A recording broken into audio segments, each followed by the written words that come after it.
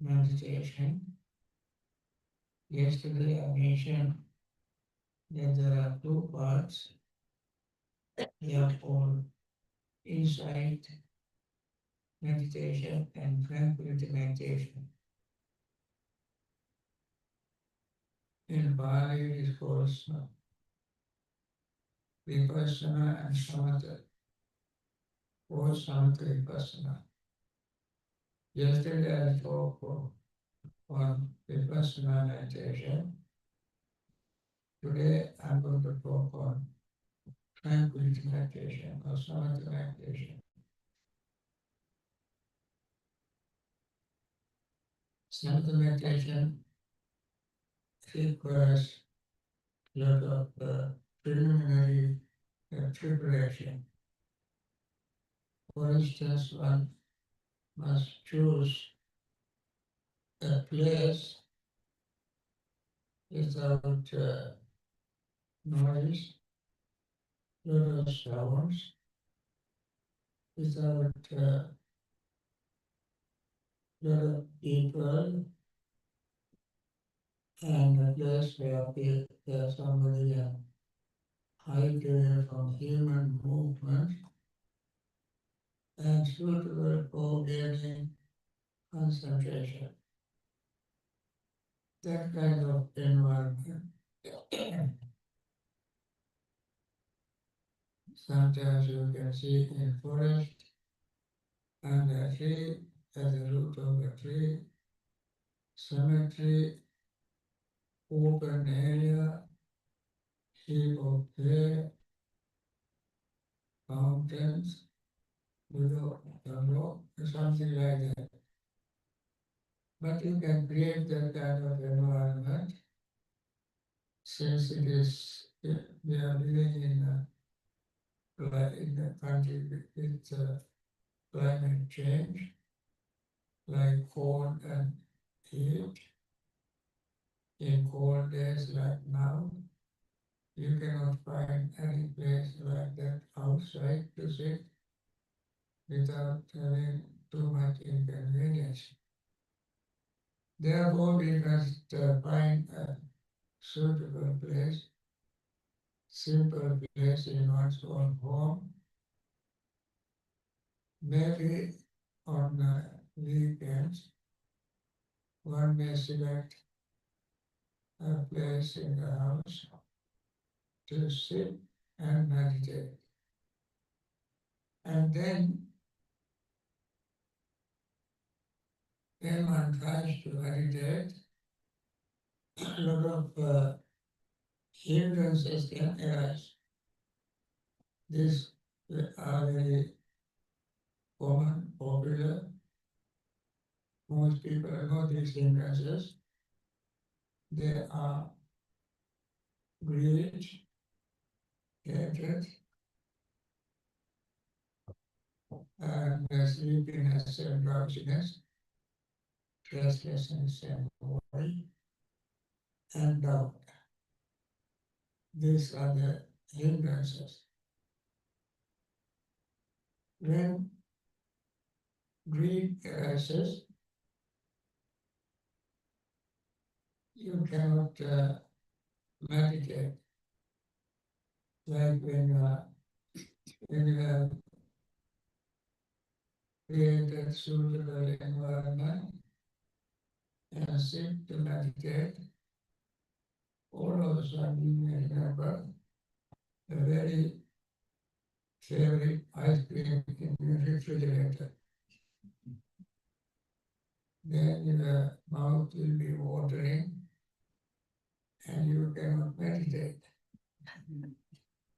So until you eat that, your mind is not at rest. So greed is like indebtedness. You have urge to satisfy your eyes by seeing beautiful things, places, people, waterfalls, and so forth, and many thousands of things are there out in the world for you to see, and you want to see something new. Always you have to go there. Or you have to hear sound, music, concert, and so on, speeches, talks, gossip, and so forth. You want to satisfy your ear. Similarly, your nose, you want to satisfy your nose with sweet smells, or you want to satisfy your tongue with all kind of food and drinks, various types of food in various places, restaurants, houses, and so forth. You go one after the other to satisfy your taste. And also your body, you want to satisfy your touch, contact, touching, bodily contact, and also what these are all pleasures, and they all are part of your desire. And until you satisfy them, you are not happy. And it is, you feel obligated in a way. So you want to, it is just like borrowing something from for certain business. You borrow from banks to buy a house, invest on business, and for various things you borrow. When you borrow, you are not happy and peaceful until you pay up your loans. And you see always obligated. The greed is like that. So once you pay your debts, pay all your credit cards, and you have no debts whatsoever, every penny is paid, and you feel very, very glad that you are free from indebtedness. That is how you feel when you are greed and free from greed. And similarly, when you are full of anger, you feel as if you are sick. The anger is translated into, sometimes we call it ill will.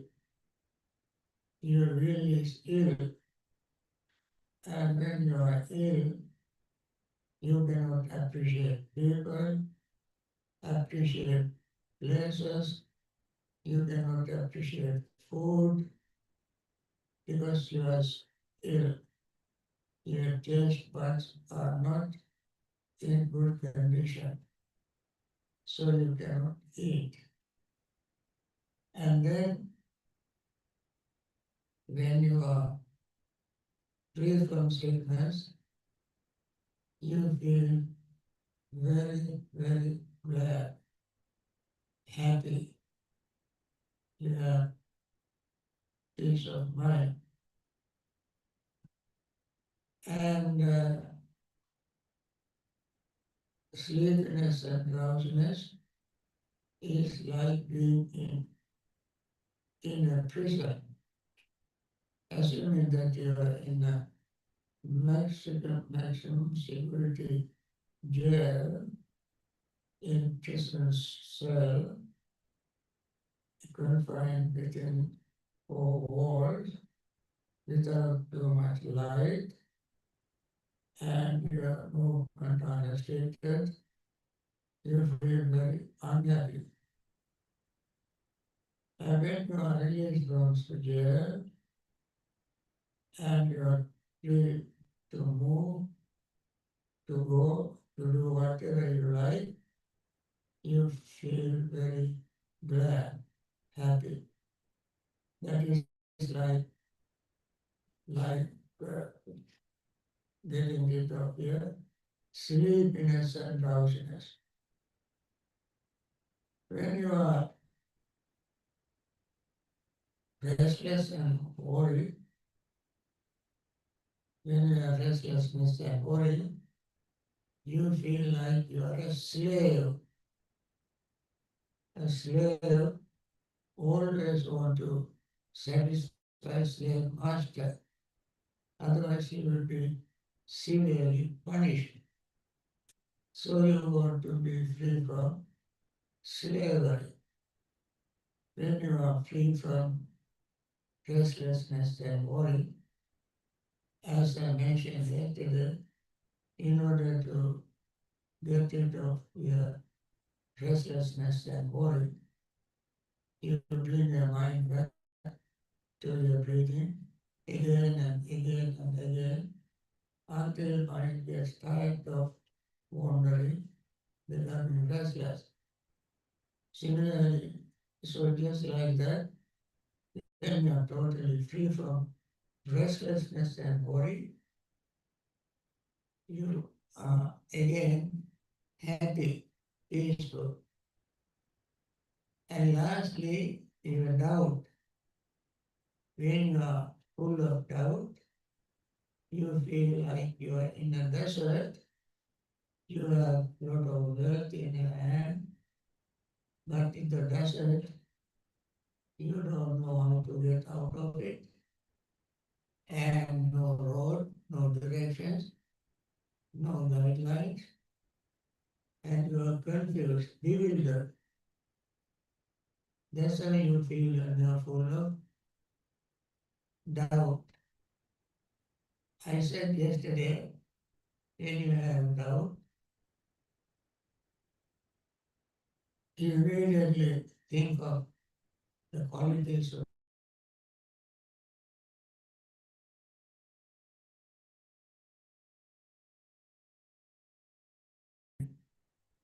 karma and so forth. You believe in that, trust in them, then your doubt fades away. Faith increased. When faith increased, you feel very, very happy, very happy. So this is how you overcome your hindrances. Once you overcome hindrances, you feel very glad, very happy. That is preparation for the practice of concentration. As I said, tranquility, meditation. And then with this preparation, you sit and focus your mind on one particular object. Its easiest object is the breathing. When you breathe, focusing your mind on it, you, as I mentioned in the beginning, you gain, your body becomes relaxed, mind becomes relaxed, because all other obstacles you have overcome. You have overcome all these obstacles. You don't take too long time to do that, but you have to have commitment, determination, and very sincere practice, consistent practice,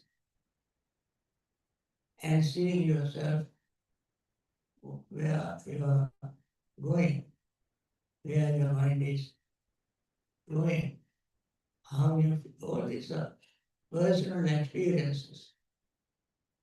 These are not something that you borrow. This is not just limited to a theory. This is practical experience. And then you have gains a degree of concentration. Having overcome all these hindrances, your mind is full of joy. It is called in Pali Piti. And there is another moment called happiness, joy and happiness. The difference between joy and happiness is like this. Suppose you are traveling in a desert, you are tired, thirsty, hungry, and full of worries, and then suddenly you see a person coming towards you. That person has wet hair, wet clothes, fresh face, and vigor, energy. That person is coming towards you. Seeing this person, and there arises in you a tiny little hope. But if you may ask him, Mister, I am also traveling in the same desert as you do, but look at me. I'm tired, thirsty, hungry, weird, full of worries, but you are fresh, fresh hair, fresh face, wet hair, very good. What is your secret?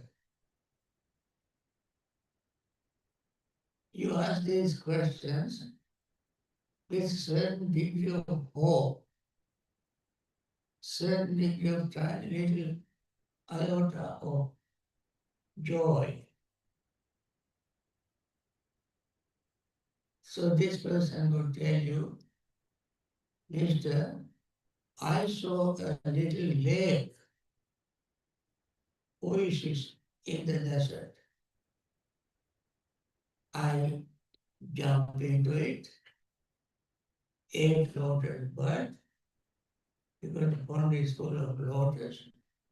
I drank water. I spent a lot of time in the water, swimming, relaxing. And then I am like this. When you listen to this, your joy increases. And then you walk towards the direction that this person came from. And sure enough, after walking some distance, you see birds are flying to certain area. And then your joy increases.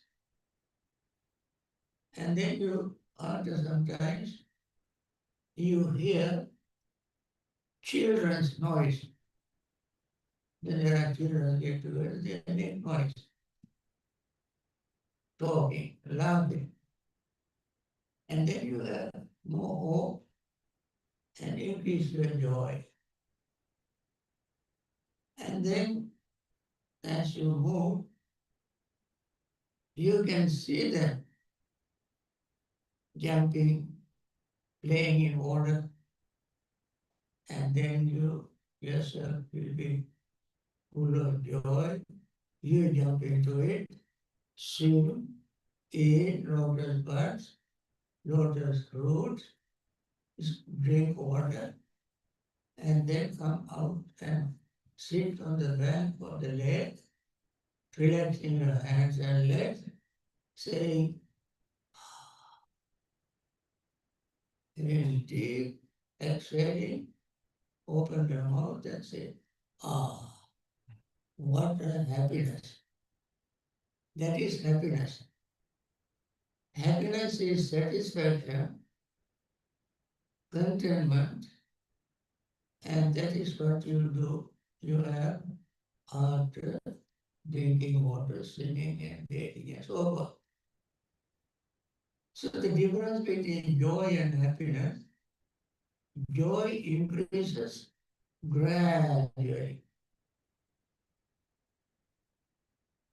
First it will be tingling, and then slowly spreading all over our body, engulfing in the whole body in joy. And sometimes you feel like you're floating in the air with joy. Happiness is satisfaction. You are satisfied, fulfill your wish, you are happy. So when you sit to meditate and overcome your hindrances, and you keep focusing mind on the breathing, you slowly have this experience and joy arises, happiness arises, and then you, what we call, attain the first attainment of concentration, that is called first jhana. In the first attainment, your concentration is not very deep, but you have certain degree of concentration. When you attain the first attainment, jhana, you are not like a vegetable, like a rock, forgetting everything, not hearing, not smelling, and so forth. Your hearing will be there, but it is just at the background. You don't pay any attention to it because your joy and happiness is very, very high, very great. It is Buddha gave very beautiful simile to illustrate the meaning of the first attainment. These are not my invention. I'm just like relaying a message of a king. When king asked his uh, servants or soldiers or whoever messenger to give an order to the public, he simply repeats his king's order. He cannot create an order, the command. Similarly, I repeat the Buddha's statements. These are the Buddha's words. Buddha said, Buddha gave a simile. That simile is for the first jhana, first attainment. Then suppose you are going to have a bath in a bathtub. Perhaps you may be doing it these days in the fall, winter days. Bathroom with bathtub. Not jacuzzis, bathtub. So you take bath powder and you put the bath powder and pour water little by little and stir it. And then finally you find the bath powder is very easily diluted, mixed, assimilated with water. And you don't find any tiny grain of bath powder separate. All are mixed in the water. And similarly, when the Buddha said, when you attain the first jhana, your entire body is filled with joy and happiness, full. entire body, entire mind. At the beginning of meditation, you may have a taste of a little bit of this joy and happiness, very little. But you gain deep concentration, relatively deep, but full, powerful concentration. Your entire body is filled with joy and happiness, relax. You are very quiet. It is current, comparatively ordinary happiness. This is far more superior, high quality happiness you gain. Once you gain that kind of happiness, joy,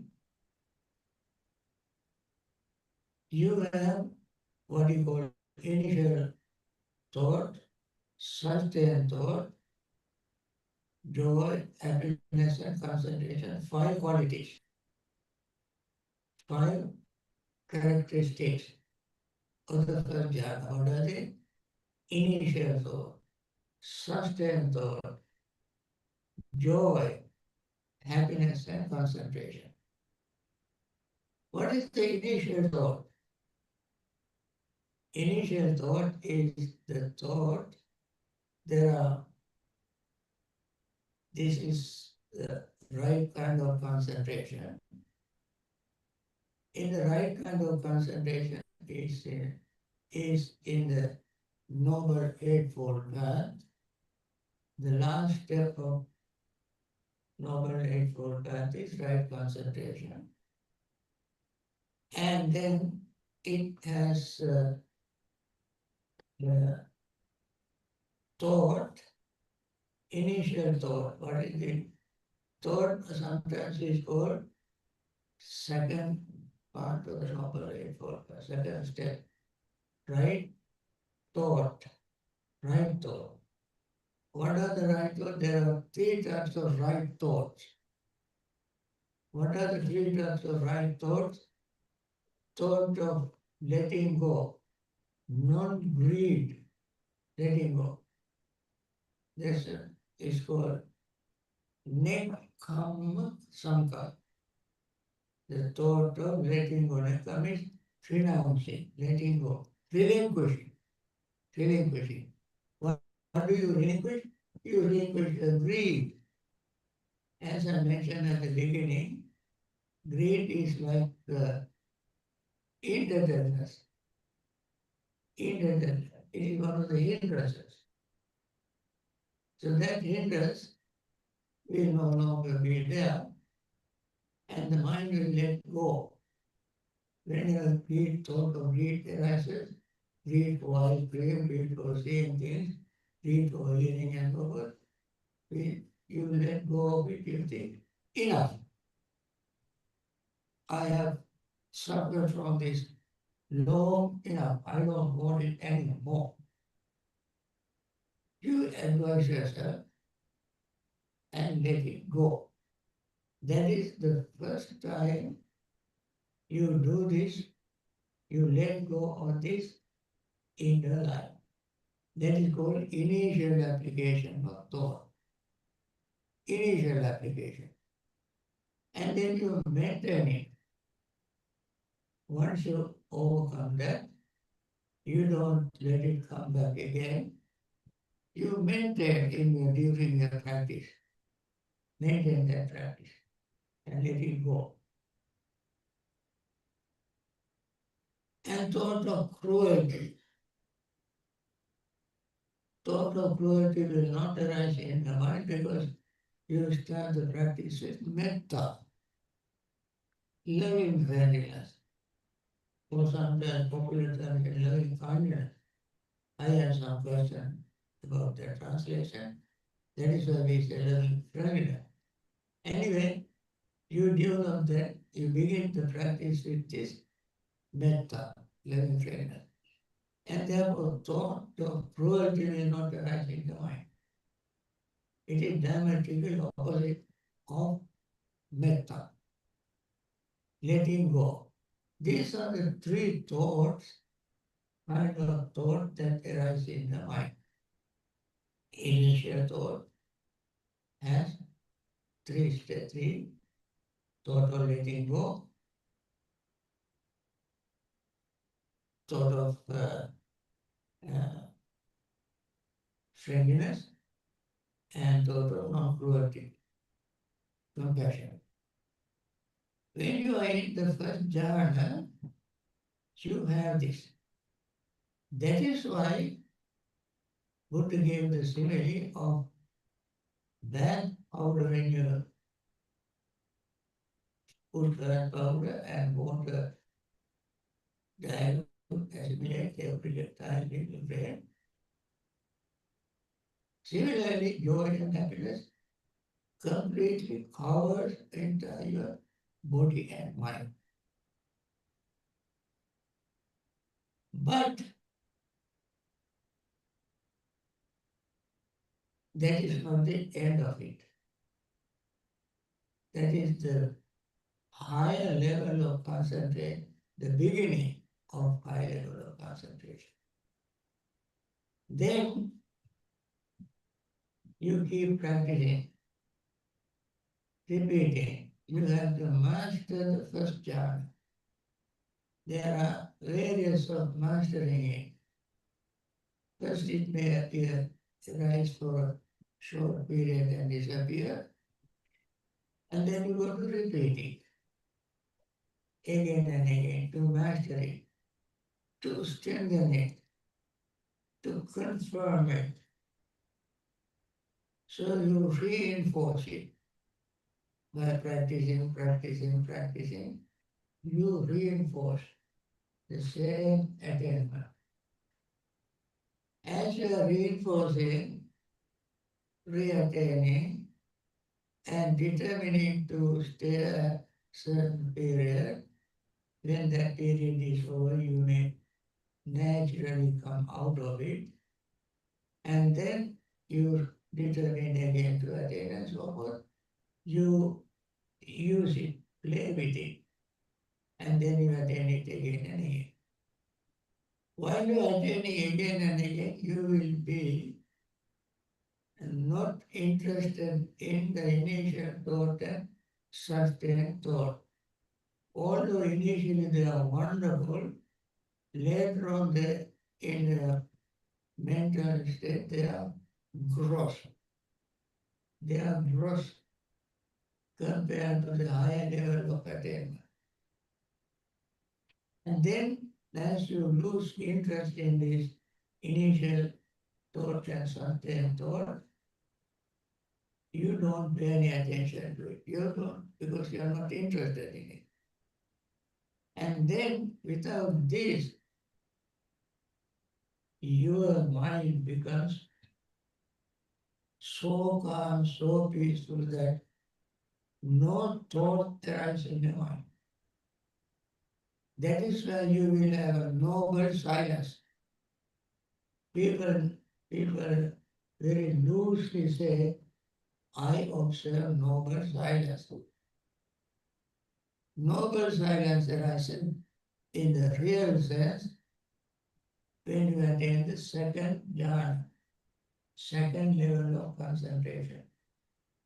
Because it is there that your thought do not arise. Your thoughts do not arise.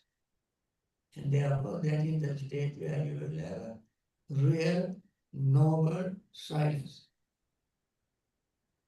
And because of that, you gain deeper concentration. That is called without thought, initial thought, sustained thought, you gain concentration. That concentration is without thought. Real concentration begins from the second level of jhana. You know, the word jhana is used in Sanskrit dhyana, Pali jhana, and Japanese call it Zen. Japanese call is Zen, most popular word. That is the state where you gain concentration. Anyway, when you gain the second level of jhana, to explain the make the meaning clear, Buddha used another simile. Remember, the first simile is bath powder, putting into the bathtub. Second simile for the second jhana is like the pond, pond.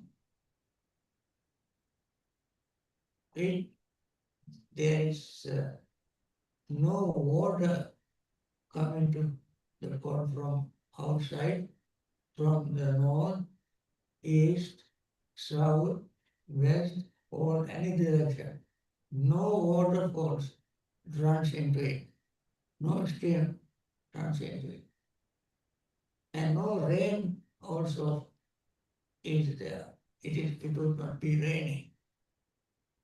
But the lake is very, very pure and clean. Because from underground water is, there's a spring. That spring is bubbling from the bottom. And the top always remain clean, pure water. Similarly, eyes, ears, nose, tongue, body are all withdrawn. They are not because the person has good concentration.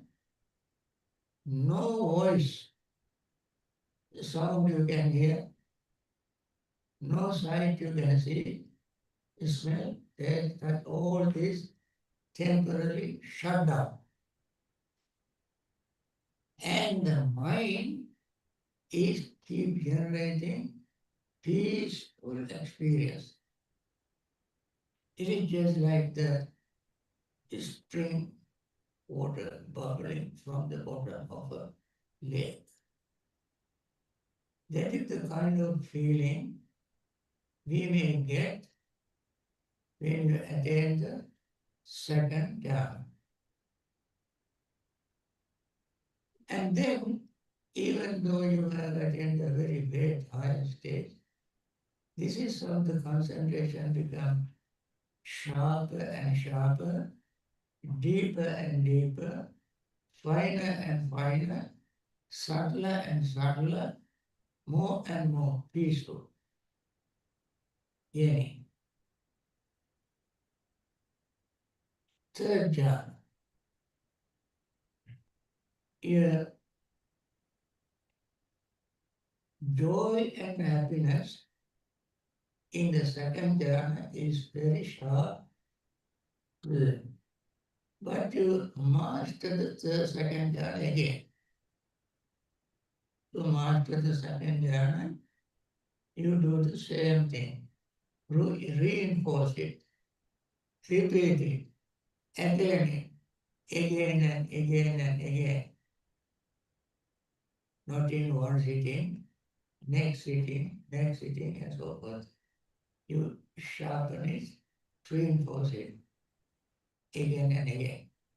There are 5 ways of mastering it. They are called in Pali, Avajana, Samapajana, Aditana, Uttara, Panchavetana. I don't want to use a Pali word, even though I mention it, that yeah, that I'm tapping the resource, tapping the resource. And then when you master it, you find even the joy and happiness is somewhat gross compared to the third attainment. In the third attainment, your equanimous state of mind begin to rise, equanimity. All this in joy, happiness, therefore is slowly becoming weaker, and your equanimity, even-mindedness become stronger. Joy and happiness have a certain degree of excitement, but equanimity doesn't have any excitement, and therefore you lose interest in joy and happiness and increase your equanimity. When you gain that state, Buddha used gave another simile to make the meaning of the third jhana clear. That is, again, a lake, there are lotus, blue lotus, red lotus, white lotus plants. They are stalks. Every tiny little cell of these stalks, lotus, is saturated in with water. Not any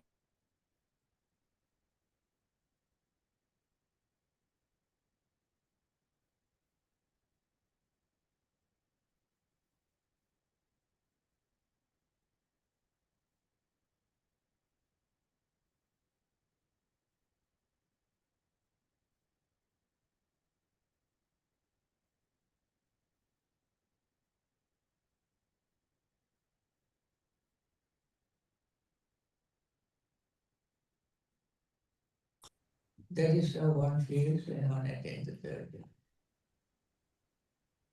Now, fourth jhana is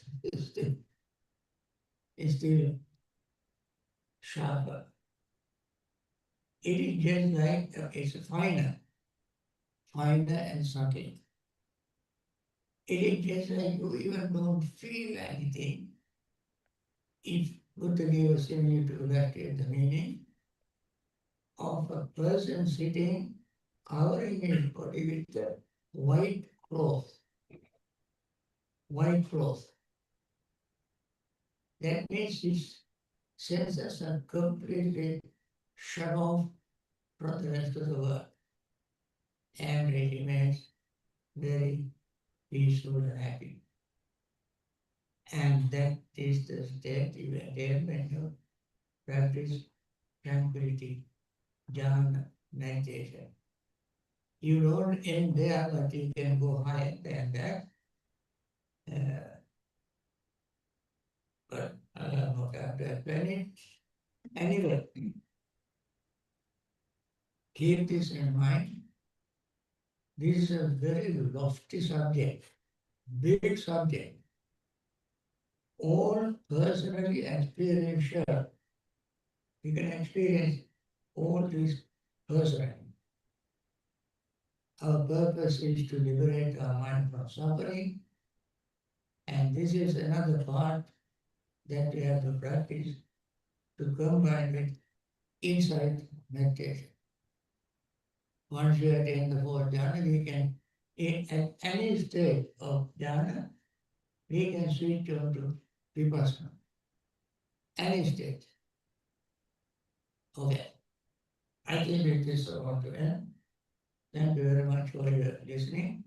And I hope you learn something from this talk, something that Buddha taught us with out of compassion, love for us, just like a mother advising her child to live peacefully. And we thank Buddha, say sadhu, sadhu. Sadhu. Sadhu, sadhu.